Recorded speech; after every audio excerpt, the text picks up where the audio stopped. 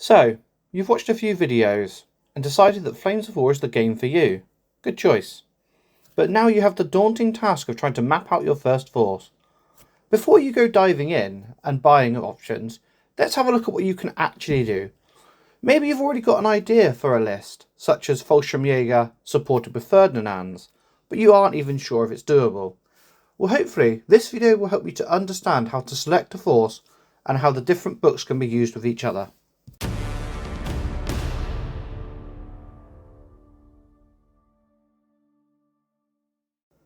Welcome to another video from Overlord Games. Today we will be discussing how to select an army using the Flames of War rules. Army selection is easy once you know how to do it, but it can also be slightly unclear to first-time players. This video will hopefully provide you with the breadth of knowledge to confidently create your own armies and understand the different options available to you that maybe you didn't realise were there at first. This video includes information from the Flames of War rulebook as well as Lessons from the Front document, which is linked below. It also includes important information for us to help build our formations. Lessons from the Front clarifies some of the options and combination rules between command cards and which support options and formations can be mixed. Force diagrams are found in the army book for your chosen nation. There are force diagrams in each of the books which show you your formations and support units which you are able to select from. Flames of War is very adaptable in the fact that you can swap out command and compulsory units to create a different formation with ease. Your Panzer IV company could just as easily become a Stug company by swapping out the Panzer IVs with Stugs. The unit card name and page numbers are always found on the boxes.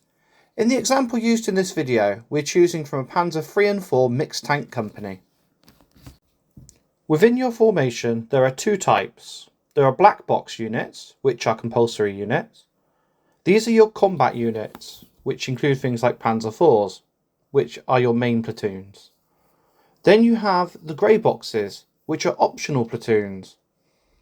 The minimum for the Panzer IV company is to have one HQ, and then two of the black boxes. The first black box is either a Panzer IV mixed platoon or a Panzer III mixed platoon.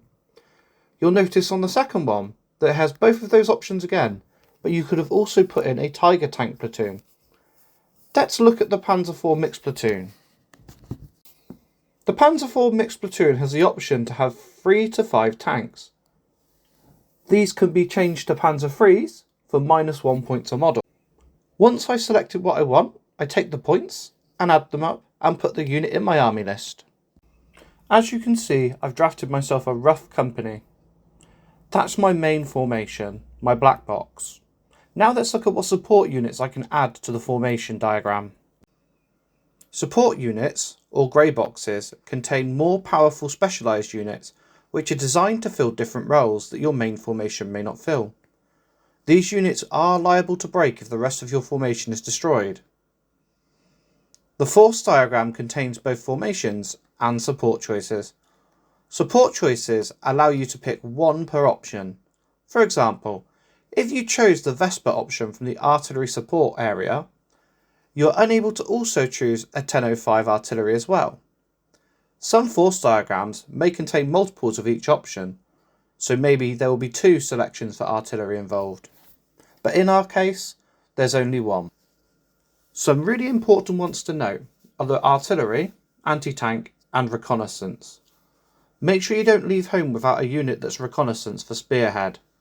Whilst this isn't a definite rule, I would suggest taking a unit that is reconnaissance just for the ability to extend your deployment zone. Some heavy anti-tank can really help you out in certain situations.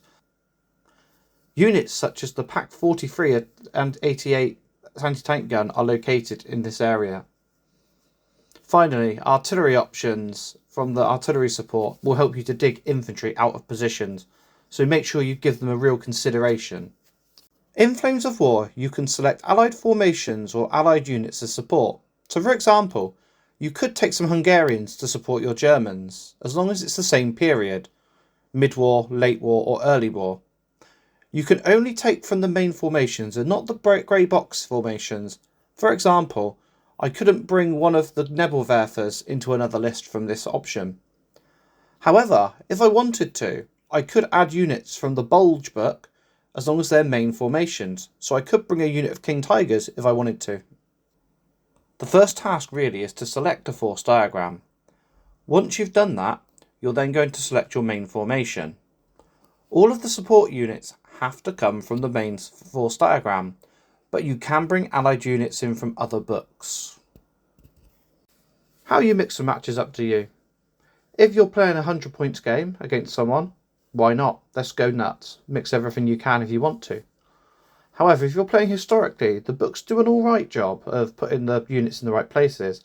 However, there are some notable exceptions of things like King Tigers having been in Normandy and Jag Panthers, but they're not appearing until the Bulge book. So bear that in mind and feel free to move them across. Also, if you're playing a historical scenario, then why stick to much of this at all? As long as you've made your formations and you've got them written down, you really could mix and match.